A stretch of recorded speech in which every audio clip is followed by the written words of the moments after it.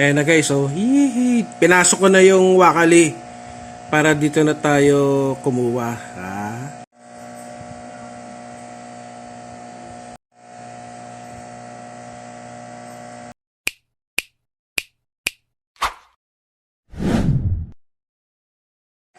Hi guys, Sir Chef is back for another Chibog Trip Adventure. At sa wakas, nandito na tayo guys sa bahay. At nakakapag-backyard cooking na tayo. Ayos, no? So meron ako ituturo sa inyo, easy recipe lang to. Inspired doon sa, nung kumain ako doon sa KKK Paluto. Sabi ko, try ko nga ulit magluto nung yang chow. Ano? Meron kasi ako dating niluto, pero hindi ko pa na ibablog yung. Ibig sabihin, hindi pa ako vlogger nun, nagluluto na talaga ako. At ituturo ko sa inyo ito, easy recipe lang. So, antabayanan nyo Okay guys, so bago natin simulan yung ating luto trip dito sa bahay, sa mga hindi pa nagsasubscribe, please subscribe. At kung magustuhan nyo itong episode natin, itong luto natin sa bahay, pakilike. At yung gusto nyo, nabubuyoy pa. Kung gusto nyo magpabate, shout out, just comment down below. At sa mga magsasubscribe, please hit the notification bell, lagay nyo sa all para bisahan kayo ng YouTube pag meron tayong Chibog trip sa labas at katulad dito, yehey, luto trip dito sa bahay. Okay mga kasepoy, so easy recipe. Naglagay na ako ng, kasi nagpasahin ko kay Kuya Mar bago sa akin, nilagay ko sa rep. Yan, malamig na yan. So kailangan ng 2 itlog, bawang sibuyas, paminta, oyster sauce, at bagoong. So ang lulutuin natin, binagoong seafood, fried rice o yang chow.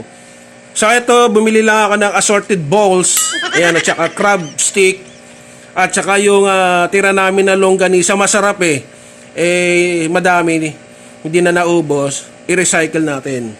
So yan lang yung easy recipe. Tara, luto tayo. Okay guys, so behind the scene ako, inayos ko lang tong camera. So nagpainit na ako ng wakali. Tapos, lagay tayo na mantika. Non-stick naman tong itong gamit ko. So pagpasensya nyo na kung meron tayong mga background dito tayo sa likod namin, marami kaming pets. May manok, may ibon, may pato, may aso, bako orso. So ayan. So habang pinapainit ko yan, magtetebats tayo ng itlog. So yung kanina pinakita ko sa inyo, so inano ko na. So hindi ko nalalagyan ng kasi ang pinaka natin ay yung bagoong, no? Ulitin ko lang sa mga ngailan sa YouTube channel ko, nagluluto tayo ng binagoongan seafood yang chow o fried rice. Yan. Okay na ba? Lakasan na natin. Yan. Pag tumunog, pwede na yan. Ayun o. Suwabe. So, hayaan lang natin yan. At kumuha tayo ng lagayan. So ayan, napasensya na yung background. Ganun. May eroplano. So ayan.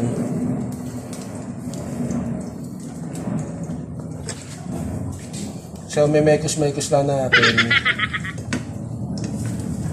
Ayan, hindi pa naman luto Hayaan lang natin guys. Ayun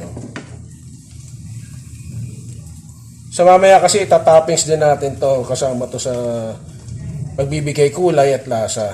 Yan. Okay lang naman na yan. Hindi man natin i-overcook. Okay na yan. So hatiin natin sa gitna. Pabahala kayo anong gusto nyo.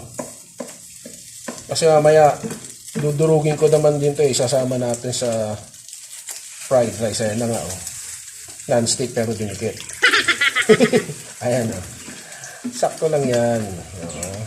So, hinila ko na yung apoy. Ayan, suwabe. Patayin natin. Luto na agad yan guys eh. Ayan, si Korok nasa likod ko. Nasa likod namin si Kororok. At meron din kaming si Inahin, si Kararak. Dami. Tsaka si Daki. Dami namin pets. So okay na yan. Set aside na natin yung ilang. Yan. So dyan sa pinag-anahan natin, so magano tayo ng butter. Yan. So optional na to, no? Kasi ito naman ay pampamilya. Pero kung gusto nyo naman yung pang negosyo, kahit yung ordinary margarine, o kung meron kayong preferred na butter. Kasi ito magbibigay ng flavor eh. No? Mga 2.5 kutsara. Okay na yan. Ayan. Mix natin. Tapos, salang na natin to. Happy New Year to, bahala na sa buhay niya. So ito muna nga para iba-iba, no? So ito yung iba-iba assorted seafood balls. Yung ginagamit sa mga shabu-shabu sa Japanese or Korean na mga ramen. Ayan. So hiniwa-hiwa ko lang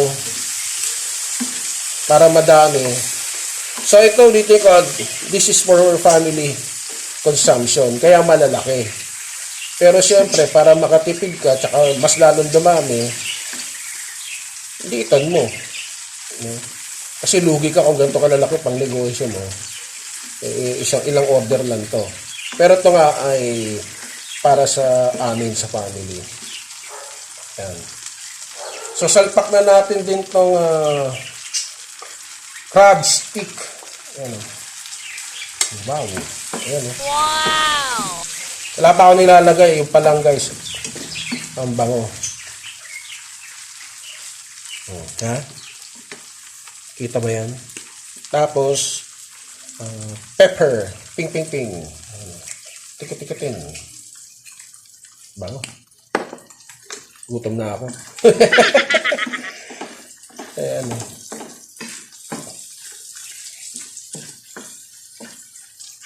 Tapos, sabay na natin to. Yan. Luto na yung longganisa.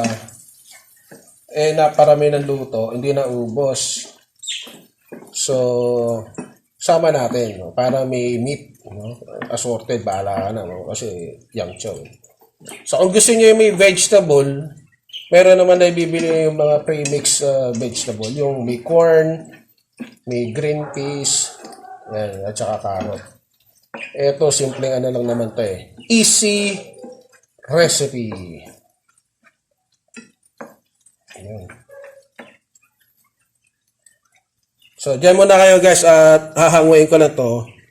Tapos, magsasangag na tayo. Dyan lang kayo. Okay guys, so ito na uli.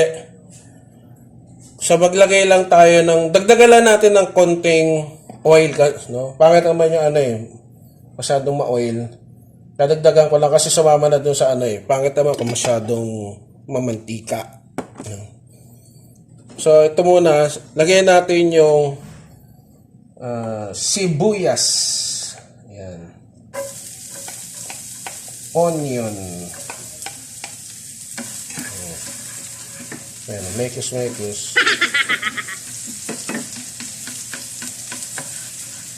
Then yung wangba. Ayan.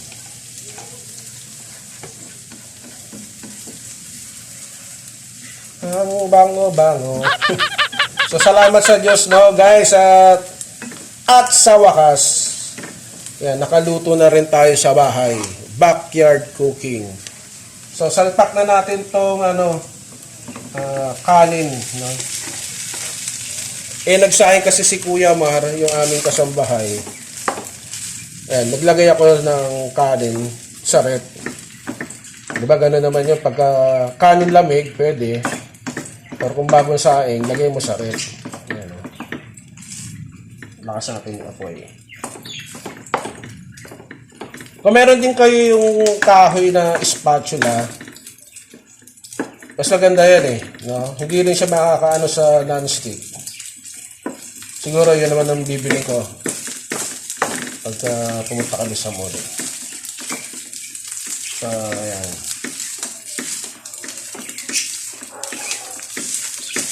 Yung iba kasi yung napanood yun sa mga previous vlog ko, yung nagluto ng yang chow.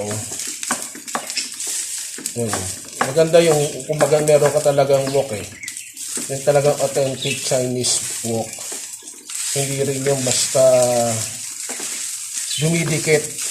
May technique yung mga ano talaga eh, mga legit na chef na yung mga magagaling na mga chef. Lalo yung mga Chinese ano. Hindi siya magiging dito magdidikit-dikit yung kanin, hindi masusunod. Habang nilemekos natin, so maglalagay na ako guys ng ano, konting oyster sauce. No? Bakit konti? Kasi yung bagoong maalat na eh. Ayan o, konti lang. Ayan. All purpose ano pala to, marinate. Pero, ayan, okay na siya. Konti lang. Ayan.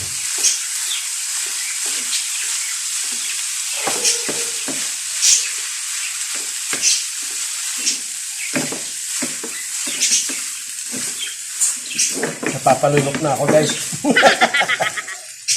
Behind the scene. At medyo makulimlim. Sana wag naman umulan. At mamaya eh magti-trip-trip kami sa SM. Taka sa mall. So sabi ko mag-vlog lang ako para first time kapag vlog ulit tayo sa bahay. Yan. So, eto na yung pinaka ano. So, yung tanggalin na natin oil. Mas maganda kung ikaw yung gagawa ng ano eh, bagoong eh. Kasi timplado mo na. So, ito ay ano na to ready-made shrimp paste. So, siguro sa ibang mga non-Asian na lahi, ayaw nila to. Pero doon sa mga non-Asian, pero mahilig sa pagkain ng Asian, kaya magugustuhan nyo din yan yung shrimp paste. Yan. Saluin lang natin na maigi. So, kinuntayan ka lang guys kasi baka hindi maano nung ibang kasamahan ko sa bahay. Meron lang hint nung bagoong. Kaya pag hindi kumulay, pwede naman natin i-adjust. Kasi okay lang naman yung may lasa ng bagoong na kontrolado mo. Kesa yung hindi mo makontrol kasi maalat na eh. Hindi mo na maalis sa fried rice. Yan o. Ang bango-bango. Ayan guys. May papakita ko guys. Tapos lagyan na natin tong diba? Ayan na oh. Oh yeah. Ang bango. Ang ganda guys oh. Wow. Wow. Hayaan ko lang muna guys. Tikman nga natin kung okay na ba.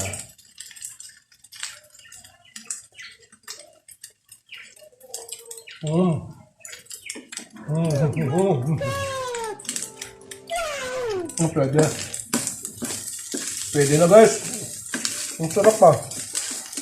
Very good.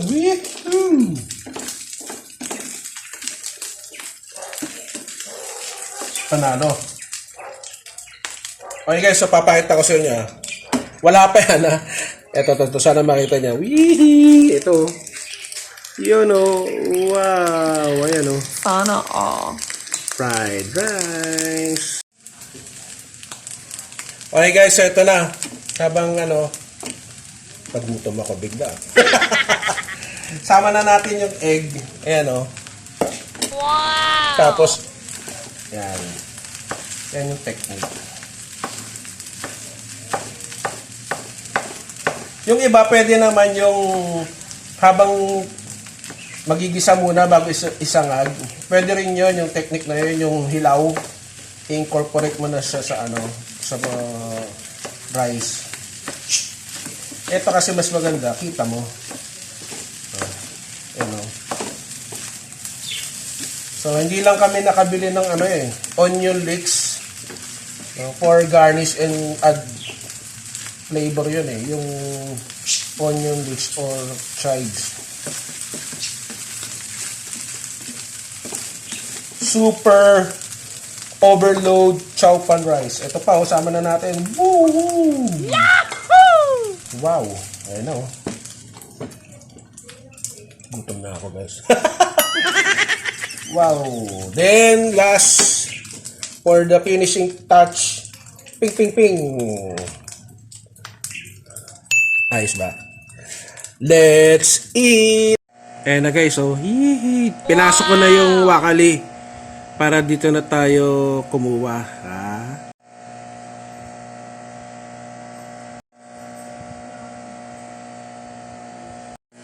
Okay guys, so nandito na tayo sa loob ng bahay. Ito, dami bango.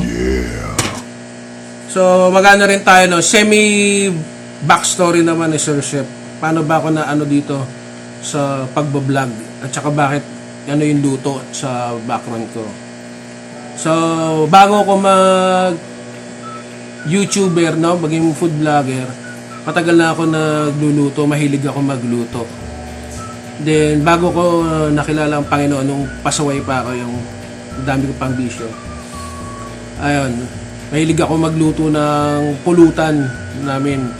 Yan, punta kami ng barkada ko sa mga bar o nakikita naman, panista pre, gagayahin namin, i-improve namin. O kaya may nakita kami na kinain namin, mas i-improve pa namin, papasarapin pa namin. So, doon, hanggang eventually, nung nag-college ako, hindi alam ng mother ko working student, ako sa Greenwich, yung pizza. Kaya doon ako natutong gumawa ng pizza, lasagna, baked mac, spaghetti, garlic bread. So, yung mga relatives ko, mga family, etc. Kasi lagi nga ako nagluluto o kaya kumakain kami sa labas, binibideo ko lang. For personal ko lang sa account ko sa YouTube. Sa Facebook. Then, kaka-encourage sila, ba't hindi ka mag-vlog? So, doon nagsimula na, sige na nga, try ko. So, umpisa, palpak-palpak pa. Yun. Hanggang eventually, awa ng Diyos, umayos-ayos na. So, hopefully, in the future, mas ma-improve pa natin yung pagbibideo natin. At, syempre, baka punta na tayo sa malalayong lugar. At makatikim din ng mas masasarap na pagkain sa ibang lugar. So, God willing, So, ito na. Okay na yung kwento, sa susunod, usap din tayo tungkol sa bakit ganito na hiligan ko maging food vlogger. So, ito na. Baka magka-sad story pa tayo. So, ayan. Kasi nagugutom na ako, guys. So, ayan. So, ito ay, for family consumption. Kaya, tipak-tipak yung ingredients, Pero syempre, kung gusto nyo gawing negosyo to, tulad sinabi ko kanina habang nagluluto ako, liitan nyo para dumami. Ayan. Pero syempre, kahit na huwag na titipirin yung lasa. Ito na. Tabi muna natin ito. Ayan na. Sad story na rin. Ayan na guys, First bite. So, simple lang to na recipe. Kung gusto niya yung may mga gulay-gulay, it's up to you. Lagyan yung vegetable. Ito na, first bite. Oy! Muli. Pasalamat muna tayo. Sorry Lord. Panginoon, sa pangalan ni Jesus, maraming salamat po sa pagkain mo. Pagpalain mo. Amen. Tara, let's eat. Hindi ko na. Hindi nyo sinabi sa akin. Ito na, first bite. Wow!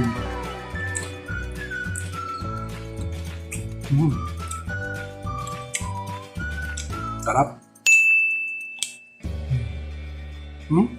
Dami. Panalo.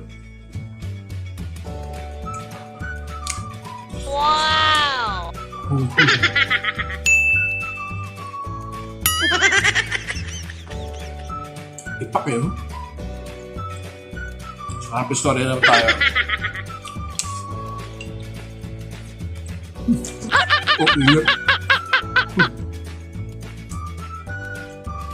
So, easy recipe guys, no?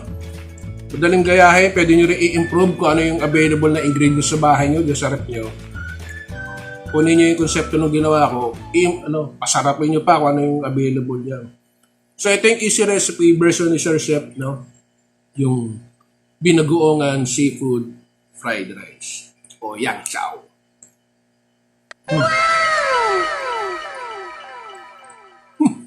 Breakfast, oh. So, ubusin ko na to, patikim ko na sa kanila, behind the scene na.